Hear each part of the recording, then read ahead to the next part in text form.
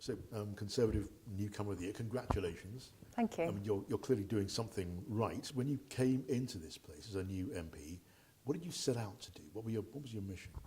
Well, I was a real latecomer to politics. I had never in my life thought I'd try and become an MP. It was in 2011 when I saw the Tottenham riots, and my country felt like it was somehow in community meltdown, that I thought I wanted to try and do something and help. And it was that moment that decided you to become a politician? Absolutely, yeah. Watching the news every night, just, you'll remember the fires spreading, and it seemed to, like a nasty genie that nobody knew existed had been unleashed from a bottle, and suddenly it was just playing merry hell around the country. And I just remember watching the television thinking, you know, and economically we were in real trouble as well, thinking I've got skills, I've run a business, I've worked with unions, I've crossed picket lines, I can do something. And it literally felt like a call to arms. So when I came here, very swiftly, sort of 4 years afterwards, I had probably less by way of preconceptions maybe than other people who wanted to be an MP for a very, very long time. I was just very hungry. I was probably not wedded, if I'm honest, to my party as much as some others. I just felt I was here to try and do stuff and get stuck in. That was in your mind when you made that decision that politics was the way for you, inspired by those riots? What was it on your list of things to do? What was your mission that was born of that moment?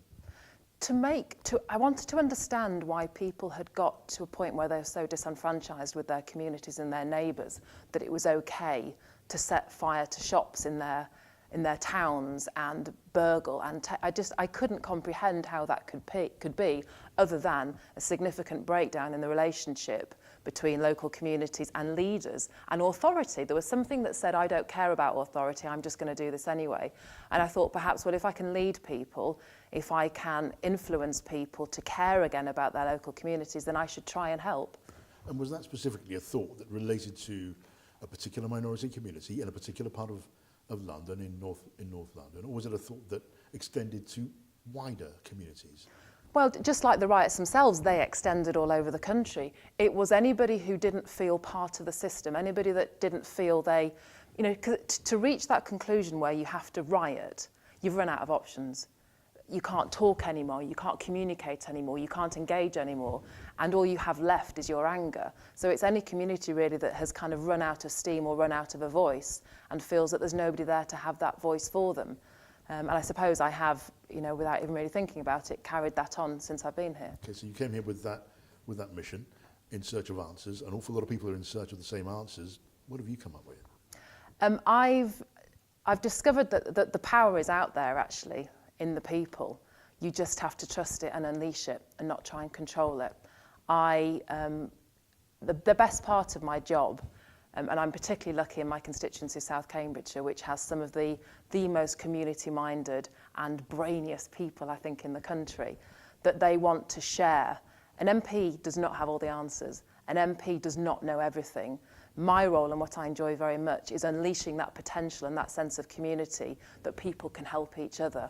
And because I certainly don't have the answers, and that's the best part, being able to get people around a table to make things better. So it's about connecting people and connecting communities with a common sense of purpose. Yeah, and that, well, one community might have competence or capability in one area. If another part of the community is quiet, well, it's a leg up, it's holding hands, it's sharing that and together making things better. Because I don't believe you achieve anything in this life on your own. You do it by helping other people, and in turn they help you. And have you had results in trying to bring about this vision of harmony and cooperation? It sounds almost too good to be true. It sounds like motherhood and apple pie. Or is it just something which can be achieved if only people like you go for it? I think it can. You know, victories are small, aren't they? And that you know, utopia isn't achieved overnight. But things like, for example, you know, it felt quite lonely when I stood up against my government and spoke out about tax credits.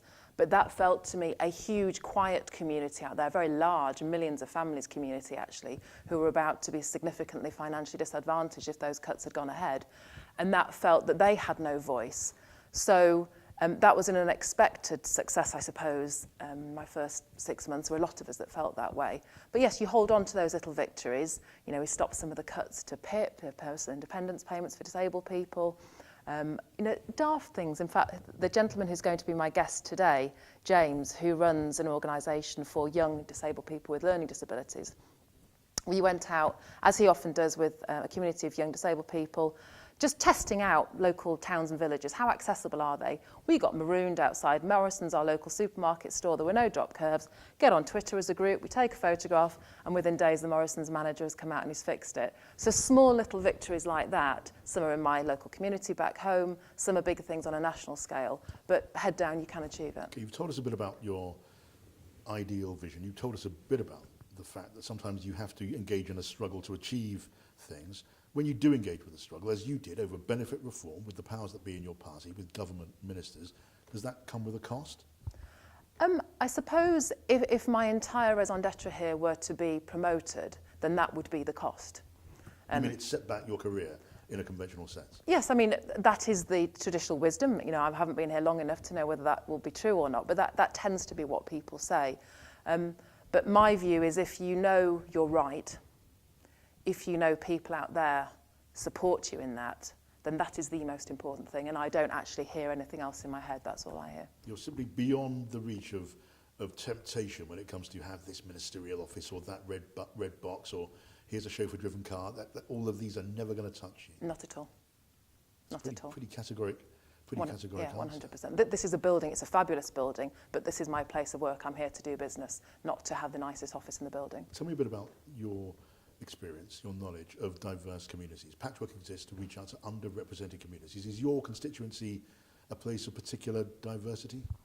It's very patchy, as indeed is a patchwork. So we have, in terms of our young people and children, we have a higher than average, I think probably the Pull of Addenbrooke's, we have a very famous hospital in our constituency. We have a higher than average number of children with special educational needs, quite a high level of disability. In terms of poverty, traditionally we're pretty well off. It's an area of high employment. However, with that becomes high house prices, and we're starting to see pockets of poverty opening up.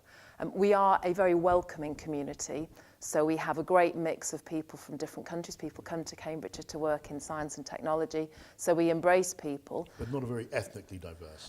We do have that in some of ours. Cambourne and Papworth, probably the areas. We have a big Hindu population there. In fact, I mean, it's one of the thing I love most in my previous life when I worked for Royal Mail. I worked at Mount Pleasant, the big sorting office, and we had a massive Hindu community there, and they would take me under their wing for Diwali festivals. And so too, my Hindu community, I've been to a Holi festival, covered myself in powder paint, and though it isn't as widespread as you might expect in inner city, we do have it, and all the more reason why it needs to find a voice and a place and a home there.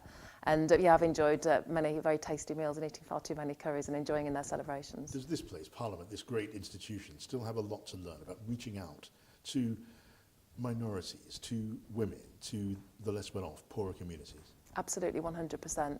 You know, people talk about this place being a bubble, but it absolutely is. And I think you need MPs who are prepared to come and pop that bubble, actually. I remember in the first few weeks, you're very tired when you first come here because you've come straight out of an election, you've hardly had any sleep. And there are men and ladies in elegant long tails and white ties, and that becomes normal. And then you leave, you bustle straight into the tube station, and you see people, cleaners, workers, office, shop, with people going home. That's why we're here, not because of what's in here. And you need that reality check every so often. Heidi Allen, congratulations and lovely to talk to you. Thank you.